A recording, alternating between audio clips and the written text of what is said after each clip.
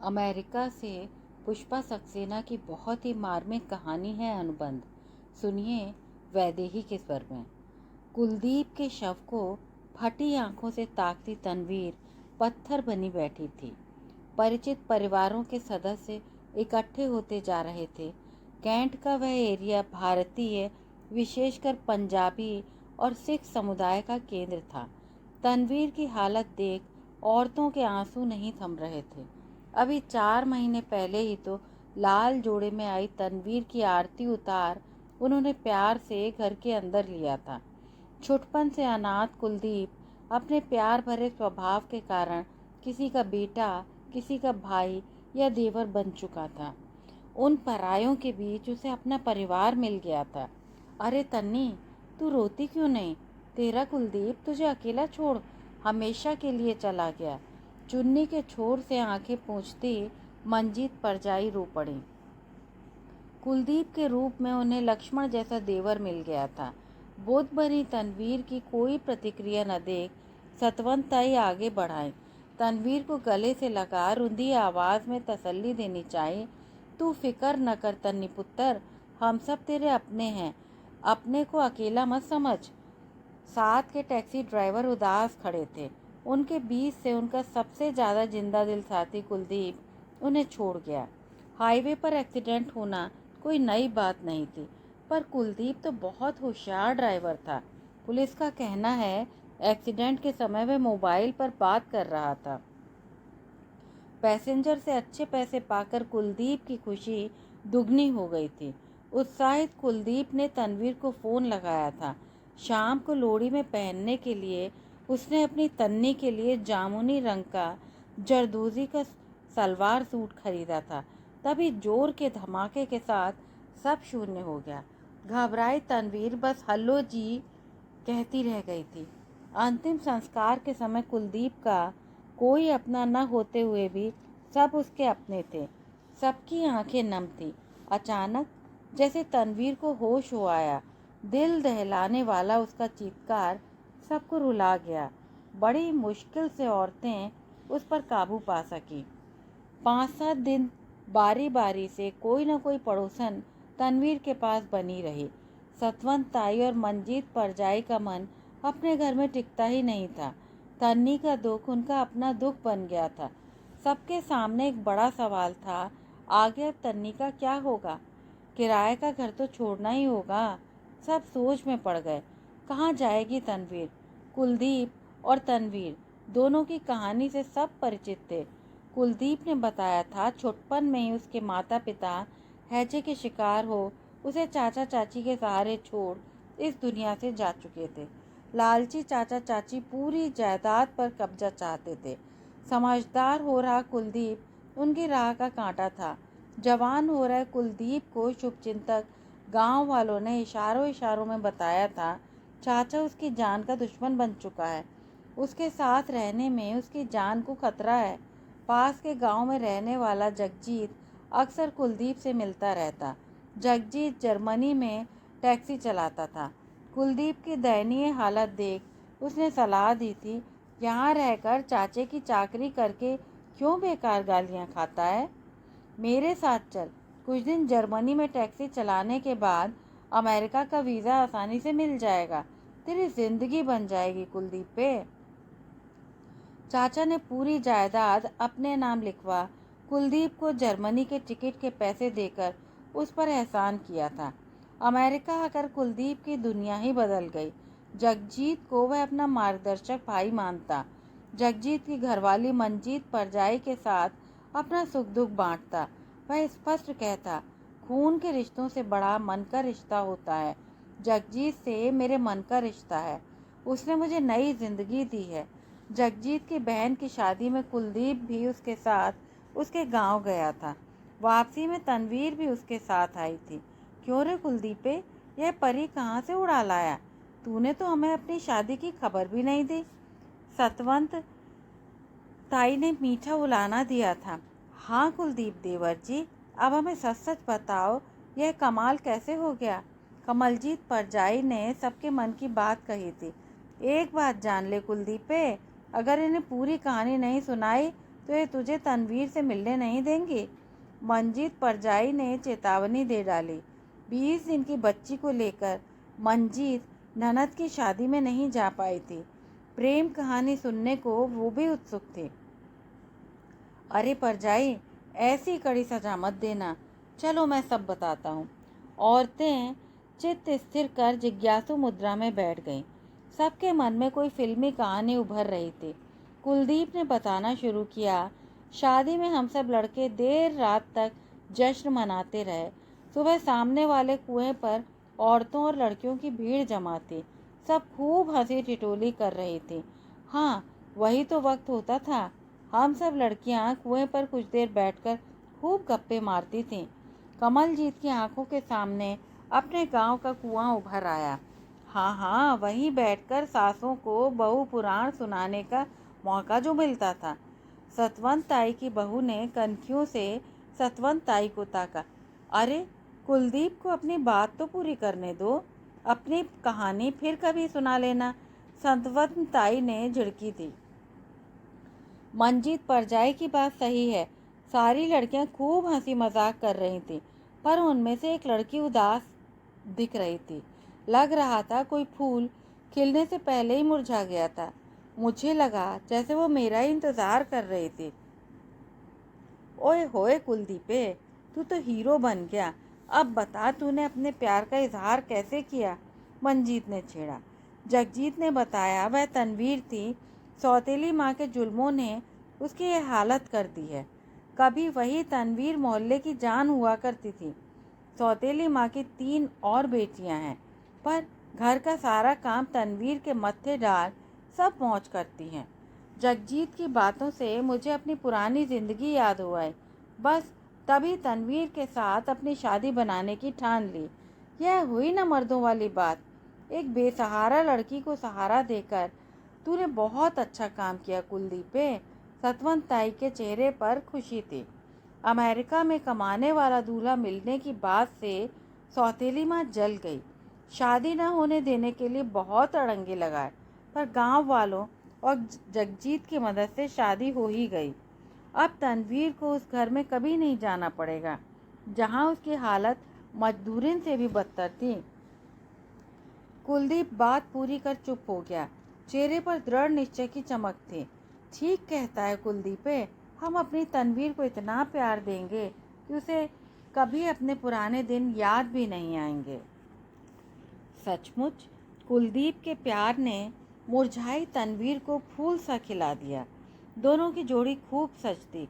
कुलदीप की तरह ही तनवीर भी सबकी अपनी प्यारी तन्नी बन गई। अब तनवीर का क्या होगा? पुरुष समाज सोच में पड़ गया। तनवीर तो टूरिस्ट वीज़ा पर आई थी। कुलदीप ने सोचा था अमेरिका में रहते हुए ही वह तनवीर का वीज़ा स्टेटस बदलवा लेगा। कुलदीप खुद ग्रीन कार्ड पर था। तनवीर कानूनन 6 महीने से ज़्यादा अमेरिका में रह नहीं सकती थी। भारत लौटाने का मतलब उसे फिर उसी नरक में झोंक देना था। वयोवृद्ध सरदार कुलवंत सिंह ने समस्या उठाई। अब हमें सोचना है तनवीर पुत्र की कैसे मदद की जाए। सच तो यह है ताया जी, इधर कुआं है तो उधर खाई है। तन्नी को इंडिया नहीं भेजा जा सकता। हमारा कुलदीप उसे जिस आग से बचा कर लाया है, उस आग में तन्नी को फिर से जलने के लिए नहीं भेज सकते। पर यहाँ रहने में भी कानूनी अड़चन है, जगजीत ने संजीदगी से कहा। सब सोच में पड़ गए। अचानक हरजीत ने एक चौंकाने वाला प्रस्ताव सबके सामने रख दिया। अगर माफ़ी मिले तो जो एक तरीका दिमाग में आ रहा है बताऊं? हाँ हाँ बेखौफ, अपना तरीका बता पुत्र। तनी पुत्र की खुशी हमारे लिए सबसे ऊपर है। अमरिंदर को जानते हैं न ताया जी? अरे उसे कौन नहीं जानता, पूरी बिरादरी को बदनाम कर रहा है। सरदार जी का चेहरा कठोर था। इस मुश्किल वक्त में वही हमारी मदद कर सकता है ताया जी। हरजीत ने झिझकते हुए कहा। क्या कह रहा है हरजीते? इसी अमरिंदर ने पहले 50 साल की एक औरत के साथ शादी बनाकर अमेरिका की सिटीजनशिप ली। उसे तलाक देकर इंडिया से सुरजीत के साथ शादी करके उसे लाया। उससे भी तलाक हो गया। अब तो उसने ये धंधा बना लिया है। पैसे लेकर ज़रूरत की लड़कियों से शादी करता है, उन्हें तलाक देकर खुला घूमता है। ऐसे नीच इंसान से कौन सी मदद मिलेगी? अमरिंदर के तो नाम से ही नफरत होती है। सरदार जी के चेहरे पर नफरत साफ थी। हाँ, कहने को तो वह ऑटोमोबाइल पार्ट्स की दुकान का मालिक है, पर असल में वह औरतों को परमानेंट वीज़ा दिलाकर पैसे कमाता है। इसके बावजूद कहता है वह किसी की मजबूरी का कोई फ़ायदा नहीं उठाता, बल्कि उनकी मदद करता है। जगजीत ने नाराज़गी से कहा, यह बात सच है। असल में अमरिंदर को न जाने क्यों औरत जात से नफरत है। उसके खिलाफ किसी लड़की ने कोई शिकायत नहीं की, बल्कि वे उनके एहसानमंद है। हरजीत ने दलील पेश की। तू कहना क्या चाहता है हरजीते? साफ लफ्जों में अपनी बात कह, सरदार जी ने जानना चाहा। तनवीर की शादी अमरिंदर से करानी होगी। अमरिंदर की बीवी बनकर तनवीर को स्थायी वीज़ा मिल जाएगा। परमानेंट वीज़ा के बाद तनवीर यहाँ रहने और काम करने को आज़ाद होगी। हरजीत ने बात साफ साफ कह दी। तेरी बात का मतलब हम मासूम तन्नी को उस भेड़िए के हाथ सौंप दें? जगजीत ने गुस्से से कहा। हम सब अमरिंदर से बात करेंगे। यह बात साफ साफ बता दी जाएगी कि यह शादी बस नाम के लिए होगी। उसकी मदद से तनवीर की मदद हो सकती है। क्या अमरिंदर पर यकीन किया जा सकता है? अगर उसने तन्नी की मर्जी के खिलाफ कोई ज़बरदस्ती की तो? जगजीत ने सवाल किया।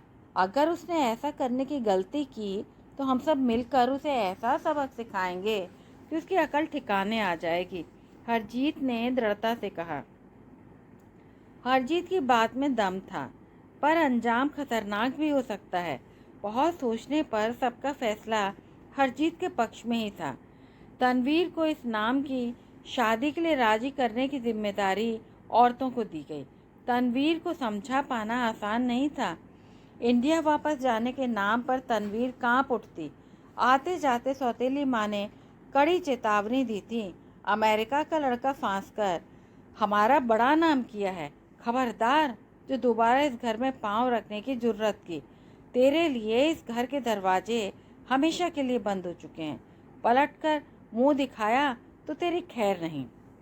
तनवीर को सीने से लगा। मंजीत ने समझाया, देख तन्नी, तू मेरी छोटी बहन जैसी है। तेरी भलाई के लिए ही हमने यह फैसला लिया है। कुलदीप नहीं चाहता था तू वापस इंडिया जाए। यहाँ रहकर तू एक नई जिंदगी जी सकती है, पर उसके लिए पक्का वीज़ा होना चाहिए। सबके समझाने से तनवीर का विरोध ज़्यादा देर नहीं टिक सका। उसकी सलामती की सबने जिम्मेदारी ली थी। अरमिंदर से जब बात की गई तो उसने सपाट शब्दों में अपनी बात कह दी। ज़रूरतमंद लड़कियों और औरतों को परमानेंट वीज़ा दिलाना मेरा मकसद है। पैसे मिलेंगे तो तनवीर क्या, किसी से भी शादी के लिए हम तैयार हैं। एक बात समझ ले अमरिंदर, हमारी तनवीर पैसे देने की हालत में नहीं है। उस मजबूर की मदद कर दे, रब तेरा भला करेगा, सरदार जी ने प्यार से कहा। तू तनवीर की मदद कर दे, हम सब मिलकर जो भी बनेगा पैसा इकट्ठे करके तुझे दे देंगे, जगजीत ने मिन्नत से की। वाह, मुझे क्या इतना गया गुजरा समझ लिया है? भीख के पैसे नहीं चाहिए, अरविंदर ने नाराज़गी से कहा। ठीक है, माना यह शादी बस नाम के लिए होगी, पर पैसों की भरपाई की जगह जब तक तनवीर को पक्का वीज़ा नहीं मिल जाता वह तेरा घर संभालेगी, तेरे लिए रोटी छोटी बनाएगी, सफाई अफाई करेगी। बोल, ये रास्ता मंजूर है? ताया जी की बात मानेगा पुत्र? सरदार जी ने पुचकारा। ठीक है, वीज़ा मिलते ही तनवीर को तलाक दे दूंगा। उस वक्त यह शर्त मत रखिएगा कि उसे ज़िंदगी भर के लिए सहारा दूं। सबकी बातें सुनकर अरविंदर सोच में पड़ गया था। कुलदीप के साथ उसने तनवीर को एक दो बार देखा था। वाहे गुरु, भोली भाली लड़की के साथ तो अन्याय हो गया। उसकी मदद करने से कुलदीप की आत्मा को ज़रूर चैन पड़ेगा। अरविंदर ने भी हाँ सबके सामने कर दी। उसकी हाँ से सबके चेहरे चमक उठे। हमें तेरी हर बात मंजूर है, हम ऐसी कोई शर्त नहीं रखेंगे।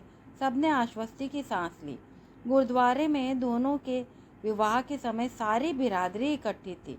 तनवीर के आंसू चुन्नी से पोंछ सतवंत ताई ने तसल्ली दी। घबरा मत तन्नी, शादी तो बस नाम के वास्ते है, कुछ महीनों बाद यहाँ रहने के लिए तू आज़ाद होगी। हम सब भी तेरे साथ हैं। मेरे को तो लगता है अरविंदर जैसा इंसान भी हमारी तन्नी के साथ अच्छा इंसान बन जाएगा। और अगर दोनों के मन मिल गए तो बल्ले ही बल्ले। क्यों तन्नी? उस गंभीर माहौल को मंजीत ने अपने प्रयास से हल्का करना चाहा। आंसू भरी आंखों के साथ तनवीर उस बदनाम अरविंदर के घर आ गई। विश्रृंखल घर पर उचाट निगाह डालती तनवीर से अरविंदर ने कहा, एक बात अच्छी तरह से समझ ले, इस घर को अपना घर समझने की भूल कभी मत करना। यह कमरा तेरा वेटिंग रूम है। जिस दिन तेरा टिकट मिल गया अपनी गाड़ी पकड़कर चलती बनना। जी। आंखें फिर भर आईं। एक और बात साफ कर दूं, यह मेरा घर है। यहाँ गृहस्थी जमाने की कोशिश मत करना। घर में कुछ बर्तन ज़रूर पड़े हैं पर रोटी पकाने का कोई सामान नहीं है। अब कुछ वक्त तुझे यहाँ रहना है तो इंतज़ाम करना ही होगा। आज बाहर से खाना आ जाएगा। अच्छी मुश्किल में पड़ गया। अरविंदर का आक्रोश फूट पड़ा। अरविंदर के जाने के बाद एक छोकरा खाने की थाली के साथ पहुंचा। परजाई जी, आपके लिए खाना लाया हूं। अरविंदर प्राजी ने कहा है उनका इंतज़ार न करें। तनवीर की रुलाई उमड़ रही थी। कुलदीप उसे कितने प्यार से खाना खिलाता था, पर अब कुलदीप कहाँ था? खाना छूने का भी मन नहीं किया। आंखों से नींद भाग चुकी थी। क्या से क्या हो गया? देर रात दरवाज़ा खुलने की आवाज़ पर तनवीर डर गई। कमरे की खिड़की से बाहर झांकने पर हाथ में बोतल के साथ डगमगाते कदमों के साथ अरविंदर आता दिखाई दिया। नशे में धुत वह अपने कमरे में चला गया। इस आदमी के साथ तनवीर कैसे रहेगी? सुबह नहा धोकर तनवीर पाठ कर चुकी थी। उस अजनबी माहौल में उसकी समझ में नहीं आ रहा था वो क्या करे। पता नहीं वो चाय पीता है या नहीं। ताई ने समझाया था समझदारी से कुछ वक्त निकालना होगा तन्नी, अपने को उससे बस दूर रखना। इस बीच उसकी और उसके घर की देखभाल ठीक ठाक कर लेना पुत्र, रब सब भला करेगा। तनवीर की सोच को अरविंदर की आवाज़ ने तोड़ा। देखता हूँ कल रात खाना नहीं खाया। थाली वैसी ही रखी हुई है। क्यों तन्नी? जी भूख नहीं थी। एक बात समझ ले, यहाँ कोई मान मनोबल करने वाला नहीं है। ताया जी ने कहा है तू सारा घर संभालेगी। भूखी रहकर काम कैसे कर पाएगी? चाय पीती है? जी। आप चाय लेंगे? डरती तनवीर ने पूछा। मैंने कहा ना अपने काम से काम रख। मेरी ज़िंदगी में दखलंदाजी का गुनाह मत करना। कल कुछ सामान आया है। चाय की पत्ती चीनी होगी, दूध फ्रिज में होगा। अपनी बात कहकर अरविंदर चला गया। जाते जाते ताकीद करता गया, अनजाने बंदे के लिए दरवाज़ा मत खोलना। अपने लिए जो दिल चाहे पका ले। रात की अनछुई थाली में से एक रोटी गले से उतार तनवीर ने पानी पी लिया। इस ज़िंदगी तो उसे अब आदत डालनी ही होगी। किचन के लिए आए सामान को व्यवस्थित कर घर में झाड़ू लगा डाली। अरविंदर के खुले कमरे में झांकने पर बेड पर ढेर सारे बिखरे कपड़े दिखाई दिए। क्या करे तनवीर? पर रात में उसने कहा था उसे घर संभालना है। कपड़े तय कर तनवीर ने कमरा व्यवस्थित कर दिया। समझ नहीं पा रही थी दिन कैसे कटेगा।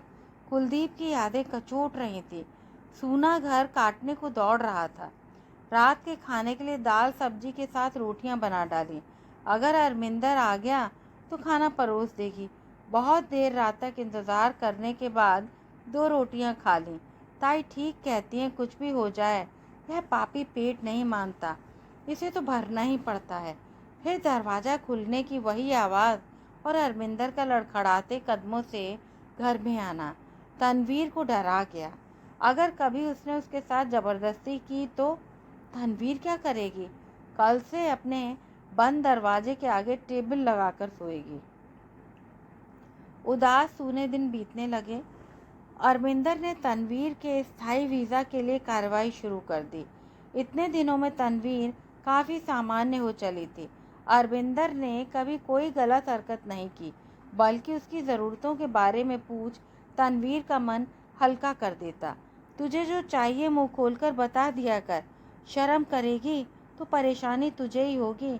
अरविंदर की उस बात ने तनवीर का दिल छू लिया। अरविंदर काम पर जाने को निकलने वाला था कि तनवीर एक टिफ़िन का डिब्बा लेकर आ गई। आपके लिए खाने का डिब्बा तैयार किया है। क्यों? मैंने कहा था क्या मेरे लिए खाना बना? रुखाई से अरविंदर ने कहा। नहीं, पर आप रोज़ बाहर का खाना खाते हैं, घर में रोटी बनती है इसलिए। देख तनवीर, मैंने पहले ही कह दिया था इस घर को ना अपना घर समझ ना और मुझे अपना मर्द। रोटी का डिब्बा थमा घरवाली बनने की कोशिश मत कर, समझी? अरविंदर की कड़ी बात पर आंसू भरी आंखों के साथ तनवीर अपने कमरे में चली गई। काफ़ी देर बाद बाहर आने पर देखा रोटी का डिब्बा नहीं था। क्या अरविंदर डिब्बा ले गया या गुस्से में कहीं फेंक दिया? उस शाम अरविंदर को जल्दी आ गया। रोटी वाला डब्बा किचन के सिंक में रखकर कहा, तेरा डब्बा तो मेरे साथ ही खाली कर गए। कह रहे थे सब्जी अच्छी बनी थी। उस छोटी सी बात से तनवीर का चेहरा खुशी से चमक उठा। उस दिन के बाद से तनवीर रोज़ खाने का डब्बा थमाने लगी, पर शाम का वही रूटीन चलता रहा। सतवंत ताई और मंजीत परजाई अक्सर आ जाती। व्यवस्थित घर देखती, मंजीत परजाई के चेहरे पर शरारत छलक आई। वाह तन्नी, देखती हूँ तूने अरविंदर का घर तो खूब संवार दिया है। चमक रहा है घर। एक बात तो बता, क्या घर के मालिक को भी संभाल दिया है? चुप कर मंजीत, जो मुंह में आता है बोल देती है। सही गलत का तो ध्यान रखा कर। हाँ तन्नी पुत्र, बता, वह मुआ तेरे को परेशान तो नहीं करता? सतवंत ताई ने मन की बात पूछी। नहीं ताई, कभी परेशान नहीं किया, हमारी ज़रूरतों का ख्याल रखते हैं। थोड़ी सी खुशी चेहरे पर झलक आई। क्या कहा तन्नी? वह तेरी हर ज़रूरत का ख्याल रखता है? मंजीत कान में फुसफुसाई। शर्म से तनवीर का चेहरा लाल हो आया। ताई ने आश्वस्ति की सांस ली। चल, सुनकर तसल्ली हुई। हम सब डरते थे कहीं वो तेरे साथ कोई बदसलूकी न करे। चाय और पकौड़े खाकर तन्नी को आशीर्वाद दे दोनों चली गईं। जाते जाते तन्नी ने फिर आने का वादा ले लिया। राह में मंजीत को चुप देख ताई ने पूछा, क्या सोच रही है मंजीत पुत्र? एक बात का डर लग रहा है ताई, कहीं भोली भाली तन्नी उस अरविंदर शैतान के जाल में न फंस जाए। वह बंदा तो प्यार का मतलब भी नहीं जानता। हमारी तन्नी धोखा न खा बैठे। क्या पता तन्नी के साथ अरविंदर सुधर जाए। रब पर भरोसा रख, सब ठीक होगा। बैसाखी के 2 दिन पहले अरविंदर ने तनवीर के सामने एक कीमती सलवार सूट डाल उसे ताज्जुब में डाल दिया। सपाट आवाज़ में जानकारी दे डाली, 2 दिन बाद बैसाखी का मेला लगेगा, ये सूट डालकर मेला देख आना। आप चलेंगे जी? तन्नी ने अपनी उत्सुक नज़र अरविंदर के चेहरे पर डाली।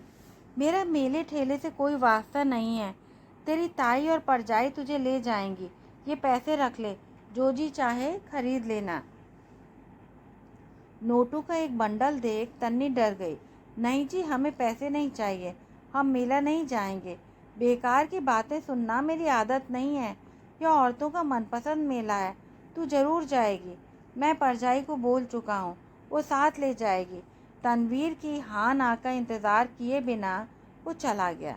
बैसाखी मेले के लिए मंजीत के साथ कई औरतें आई थीं। नया सूट पहने तन्नी को निहारती मंजीत की नज़र ठहर गई। वाह तन्नी, तू तो परी दिख रही है, बड़ा प्यारा सूट डाला है। वो लाए थे। शर्माती तन्नी बस इतना ही कह सके। ओए होए, यह वो कौन है जी? सबकी हंसी ने तन्नी का चेहरा लाल कर दिया। मेले में सबने खूब मज़े किए। झूले की ऊंची पींग चढ़ाई, खूब मिर्ची वाली चाट के चटकारे लिए, फ़ोटो खिंचवाई, बिंदी चूड़ियाँ खरीदी। उतनी देर के लिए तनवीर अपना दुख भुला बैठी। लौटने पर आशा के विपरीत अरविंदर घर में था। कैसा रहा मेला? बहुत मज़ा आया। औरतों का गिद्दा खूब जमा। मंजीत परजाई ने ज़बरदस्ती चूड़ियाँ दिलवा दी। ठीक है, बहुत रात हो गई है, जा सो जा। अपने कमरे का दरवाज़ा बंद कर तन्नी के उत्साह पर ठंडे पानी के छींटे डाल दिए। तन्नी सोच में पड़ गई, क्या उससे कोई गलती हो गई है? अब तन्नी को ज़िंदगी दूभर नहीं लगती। उसे अरविंदर की प्रतीक्षा रहती। उसका मनपसंद खाना बना उसकी तारीफ़ के 2 शब्द सुनने को आतुर रहती। समझ नहीं पाती अरविंदर को लोग खराब बंदा क्यों कहते हैं। उसने तनवीर के साथ न कभी बदसलूकी की, न उसकी स्थिति का फ़ायदा उठाने की कोशिश की, उल्टे उसकी ज़रूरतों का ख्याल रखा है। कुलदीप की यादें धूमिल पड़ने लगी थी। अपनी नई जिंदगी से उसने समझौता कर लिया था। अचानक एक दिन अरविंदर को शराब पीते देख कह बैठी, आप इतनी शराब न पिया करें, नुकसान करती है। मेरे चाचा की मौत, मेरे फ़ायदे नुकसान से तुझे क्या लेना देना है। इस बारे में तो सुरजीत का कहा भी नहीं माना। तन्नी की बात बीच में ही काट रुखाई से अरविंदर ने कहा, जी ये सुरजीत कौन थी? थी नहीं, है। उसकी यादें इस दिल में इतनी गहरी बैठी हैं, उन्हें कोई नहीं मिटा सकता। मेरी सब कुछ है सुरजीत। अब वो कहाँ है? मुझे छोड़ गई, मेरे ही दोस्त के साथ घर बसा लिया, पर मैं ताउम्र उसका इंतज़ार करूँगा। अगर मेरा प्यार सच्चा है तो वो मेरे पास ज़रूर वापस आएगी। न जाने क्यों अरविंदर की बात से तनवीर का दिल बैठ गया। कई कहानियाँ याद हो आईं। प्रेमिका या प्यारी बीवी के न रहने पर लोग देवदास बन जाते हैं, पर सच्ची जीवन संगिनी मिल जाने पर पुराने घाव भर जाते हैं। क्या तनवीर के साथ ने अरविंदर पर कोई असर नहीं डाला? 2 दिन बाद हाथ में लिफाफा लिए अरविंदर ने खुशी खुशी तनवीर से कहा, ले तेरा टिकट आ गया, तुझे यहाँ रहने का परमानेंट वीज़ा मिल गया। आज से तेरी छुट्टी, खुशी मना, जहाँ जी चाहे जाने के लिए आज़ाद है। कहाँ जाएं हम? तनवीर की आवाज़ जैसे गहरे कुएं से आ रही थी। अरे अब तू जो चाहे कर सकती है। तलाक होते ही किसी ठीक ठाक इंसान के साथ शादी करके घर बसा सकती है। क्या तुम ठीक इंसान नहीं हो? तुम यहाँ क्यों नहीं रह सकते? क्या कह रही है? कहीं तू अपने को मेरी घरवाली तो नहीं मान बैठी? देख तन्नी, मैंने पहले ही कह दिया था, जिस दिन तेरा टिकट आया तुझे यहाँ से जाना होगा। मेरा घर तो तेरे लिए मुफ्त की सराय था। अब तेरा दाना पानी यहाँ से उठ गया। हम इस घर के एक कोने में पड़े रहेंगे जी, हमें यहीं रहने दीजिए। तन्नी की आंखों से आंसू गिर रहे थे। आंसू बहाना बेकार है। मैंने तुझे कोई धोखा नहीं दिया है। पहले ही साफ साफ बता दिया था, तेरा मेरा कोई रिश्ता नहीं है। मैं प्यार व्यार में यकीन नहीं रखता, समझी?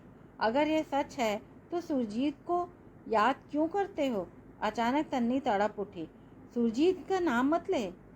एक सच जान ले, इस दुनिया में पैसा ही सब कुछ है। अगर उस वक्त मेरे पास इतने पैसे होते तो सुरजीत क्यों जाती? अरविंदर की आवाज़ तल्ख हो आई। हमें पैसों का ज़रा भी मोह नहीं है। हम आपका घर देखेंगे। फिर वही बात, जब तू मुझे आज़ाद करेगी तभी तो किसी और के साथ शादी बनाकर पैसा कमाऊंगा। तेरी वजह से अपना धंधा चौपट नहीं कर सकता, समझी? मैं तेरे से तलाक की अर्जी दे रहा हूँ। ठीक है, हम भी कोई पैसा कमाने वाला काम दिलवा दो हमें भी, हम चले जाएंगे। चुन्ने से आंसू पोंछ तन्नी ने कहा, तू किसी के साथ शादी बनाकर आराम की ज़िंदगी जी सकती है। तू कहे तो कोई अच्छा सा लड़का देखूं? नहीं नहीं, हमें शादी नहीं बनानी है। शादी का सुख हमारे नसीब में ही नहीं है जी। अरविंदर सोच में पड़ गया। कुछ देर बाद बोला, तू पढ़ी लिखी तो नहीं है? कोई ठीक काम अंग्रेजी जाने बिना मिल नहीं सकता। 5वीं पास औरत क्या कर सकती है? हम कोई भी काम कर सकते हैं। किसी के घर रोटी पकाने का काम तो मिल जाएगा। तन्नी ने मासूमियत से पूछा, एक काम कर सकती है? बुरा न माने तो कहूँ। जी कहिए। मेरे चाचा का बेटा हरमिंदर अमेरिका जाना चाहता है, पर आजकल वीज़ा मिलना मुश्किल है। तो उसके साथ शादी बनाकर मुँह मांगे पैसे पा सकती है। देख, मैंने मुफ्त में तेरी मदद की है, तू पैसे लेकर मेरा एहसान उतार सकती है। छी, ये कैसी बात कर रहे हो जी? ये तो पाप है। हरमिंदर के साथ भी मेरी शादी नाम के वास्ते होगी। तेरी मर्जी के बिना वह तुझे छुएगा भी नहीं, ये मेरी गारंटी है। नहीं नहीं, ये नहीं हो सकता। सोच ले, मैं तो कहता हूँ तेरा परमानेंट वीज़ा तेरे लिए तुरुप का पत्ता है। मेरी तरह शादी बनाकर ज़रूरतमंद लोगों को वीज़ा दिलाकर तो खूब पैसे बना सकती है। इस बीच अगर किसी के साथ मिल जाए तो घर भी बसा सकती है। नहीं, यह सुनना भी गलत है। चुन्नी से चेहरा ढांपे तन्नी अपने कमरे में जाकर पलंग पर औंधी लेट गई। रात भर जागी तन्नी ने फैसला ले ही लिया। अरविंदर का एहसान चुकाने का यही रास्ता ठीक रहेगा। सूजी आंखों के साथ सुबह सुबह अरविंदर को फैसला सुना दिया। अपने हरमिंदर को इत्तला कर दो, हम तैयार हैं। वाह, ये हुई ना बात। मैं अभी इंडिया फ़ोन लगाता हूँ। जब तक हमारा तलाक होता है तू इंडिया जाकर चाचे के घर रहकर सब देख समझ ले। जी, अपना सामान पैक कर डाल, मैं तेरा टिकट करा देता हूँ। उत्साहित अरविंदर फ़ोन पर टिकट बुक कराने लगा। अरविंदर नहीं जानता यह फैसला लेते वक्त तन्नी कितनी बार मरी थी, पर अरविंदर ने साफ साफ कहा था उसका एहसान चुकाना तन्नी का फ़र्ज था। अरविंदर से शादी करना अगर पाप नहीं था तो हरविंदर से शादी के लिए ऐतराज़ क्यों? तन्नी का इंडिया जाने का टिकट आ गया। टिकट थामती तन्नी को लगा उसकी मौत का फरमान आ गया है। अरविंदर ने $1000 देते हुए समझाया था, डॉलर मुश्किल के वक्त के लिए संभाल कर रखना। चाचे के घर तुझे एक पैसा भी नहीं खर्चना होगा। तुम दोनों की यहाँ वापसी होने पर हरमिंदर को अपने साथ काम पर लगा लूँगा। ठीक है, उसे भी परमानेंट वीज़ा मिलने पर अपनी तरह ज़रूरतमंदों को वीज़ा दिलाने के धंधे में लगा लेना। कड़वी आवाज़ अनचाहे ही निकल गई। चुप कर, इस काम से मुझे कोई खुशी नहीं मिलती। सच्चाई यही है, सच्चा प्यार भी पैसा चाहता है। अब तो तुम पैसे वाले हो, घर क्यों नहीं बसा लेते? कुछ भी कहो, तुम्हें इसमें मज़ा आता है। मैं क्या करता हूँ यह मेरी मर्ज़ी है। तू अपने काम से मतलब रख। अपनी ज़िंदगी में दखलंदाजी का हक मैंने किसी को नहीं दिया है। जगजीत उसे एयरपोर्ट पर छोड़ने के लिए अपनी टैक्सी के साथ आ चुका था। आंसू भरी आंखों से तन्नी ने आखिरी बार उस घर को निहारा जिसके साथ न जाने कितनी यादें जुड़ चुकी थी। तन्नी के हाथ से सूटकेस ले जगजीत ने पूछा, अचानक इंडिया क्यों जा रही हो तन्नी परजाई? हम तो तेरे परमानेंट वीज़ा मिलने की खुशी मना रहे थे। ताया जी तुझे कोई काम दिलाने की सोच रहे हैं। अच्छा हुआ तुझे अरमिंदर से आज़ादी मिल जाएगी। हाँ भैया, जल्दी ही वापस आएंगे। किसी से भी मिले बिना क्यों जा रही हो? अभी वक्त है, उधर होता चलूं? नहीं भैया, सीधे एयरपोर्ट चलना है। हम वापस आकर उन्हें समझा लेंगे। अरविंदर कहाँ है? तुझे छोड़ने नहीं आएगा? हम उनके कौन रिश्तेदार लगते हैं? बहुत एहसान कर दिया, अब और नहीं। आवाज़ में कड़वाहट घुल गई। एयरपोर्ट पर तन्नी को छोड़ जगजीत चला गया। तन्नी की समझ में नहीं आ रहा था वो क्या करे। कितनी खुशी से इस देश की धरती पर कदम रखा था, आज कितने भारी मन से इंडिया जाना पड़ेगा। एयर इंडिया का काउंटर सामने ही था। अरविंदर ने बताया था काउंटर पर सब हिंदी समझते हैं। सूटकेस खींचती तन्नी काउंटर की ओर बढ़ी ही थी कि अचानक सूखा मुख लिए अरविंदर सामने खड़ा हो गया। वापस चल तन्नी, तू कहीं नहीं जाएगी। क्या? क्यों? विस्मित तन्नी और कुछ नहीं पूछ सकी, क्योंकि पिछले चंद घंटों में ही मैं जान गया कि मैं तेरे बिना नहीं रह सकता। सुरजीत की झूठी यादों के सहारे जीने की बहुत कोशिश की मैंने। अपने को बहुत सज़ा दे चुका हूँ। मेरे कहे सुनो के माफ़ कर दे तन्नी। चल, तेरा घर तेरा इंतज़ार कर रहा है। तन्नी की आंखों से आंसुओं का सैलाब उमड़ आया। अरविंदर की फैली बाहों में तन्नी समा गई। कहानी सुनने के लिए आपका बहुत बहुत धन्यवाद।